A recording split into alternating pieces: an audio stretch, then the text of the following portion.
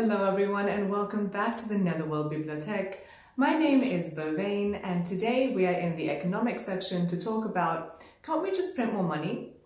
This is a book by Rupal Patel and Jack Meaning, who both work at the Bank of England. And this book is part of the bank's initiative to improve economic literacy across the UK.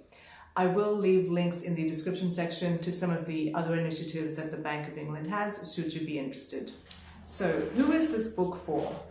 I would say this is for anyone who thinks, I've heard of economics, but I'm not quite sure what it is. It sounds difficult. It sounds like something smart people are into. It sounds like it's very mathematical. It's not for me. I would say this book is for you because it explains what economics is, and it does that in plain English. It uses examples to illustrate some of the concepts, and it's written in this really light-hearted, humorous voice. So if you've read the Freakonomics books, I would say that it's written in a similar style.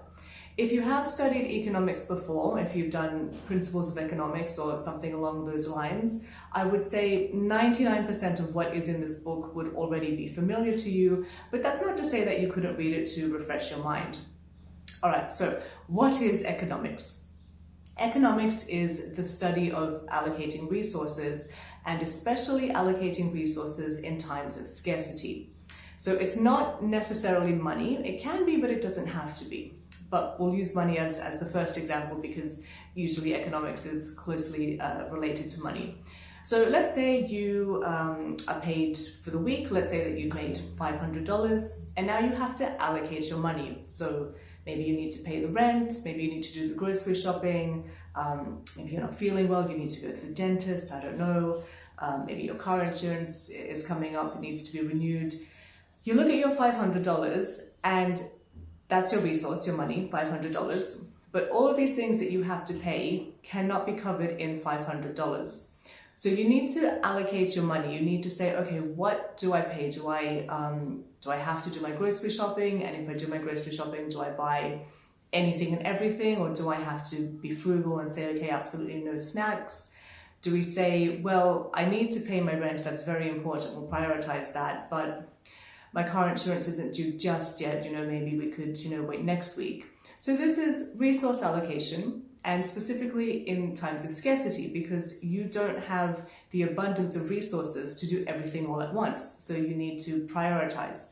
This is economics. Another example is the way that you use your time. So for instance, you've come back from school and you're thinking, okay, I want to play video games. I've got the new PS5. I really enjoy doing that. The usefulness or the joy that you get from something is the utility.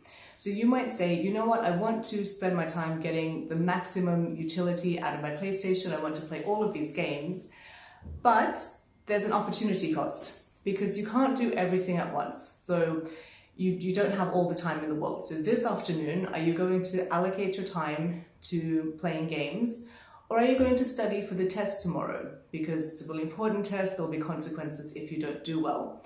So now we're looking at this time. If I spend it playing video games and having fun, what is the opportunity cost? What is going to be the downside if I spent it doing this as opposed to studying? So this is economics as well. So this book explains how we are incorporating economics into our everyday life, but maybe we just don't realize it. Okay, but enough of me explaining what economics is. Let's get back on topic. Let's get back to the book review.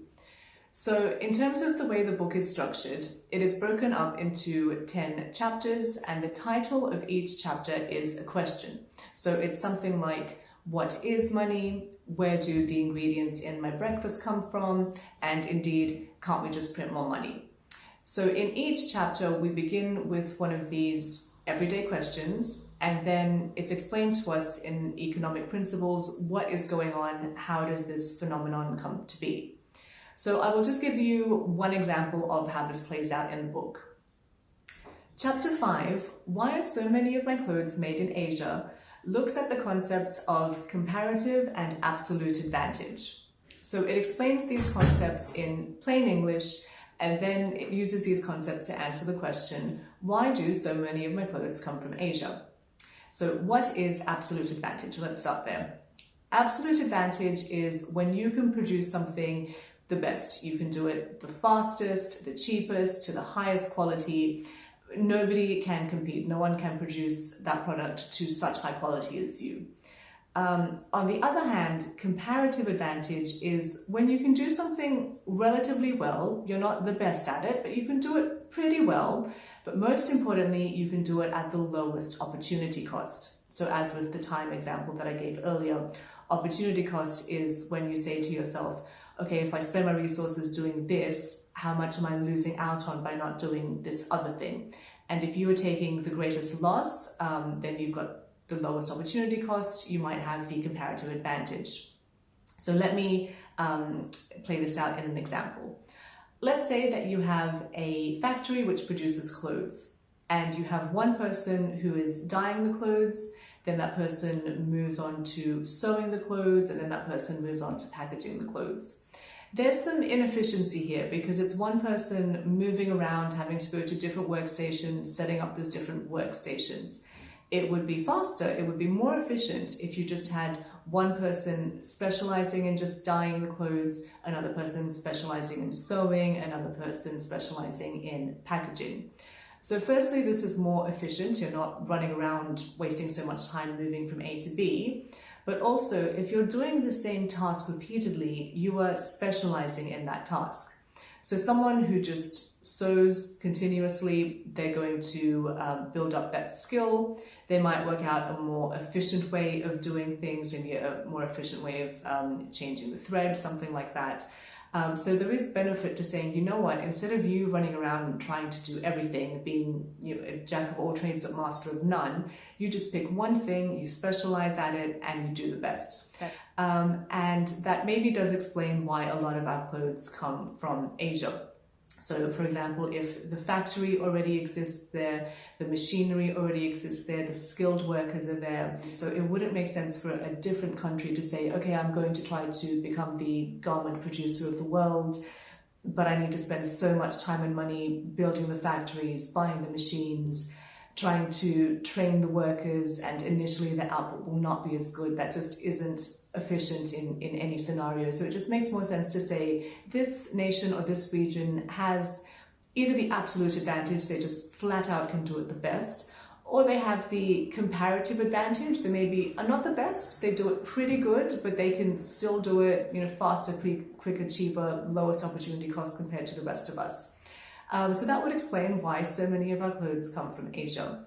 And this is my attempt to explain to you how this book breaks down everyday occurrences and explains them using economic concepts.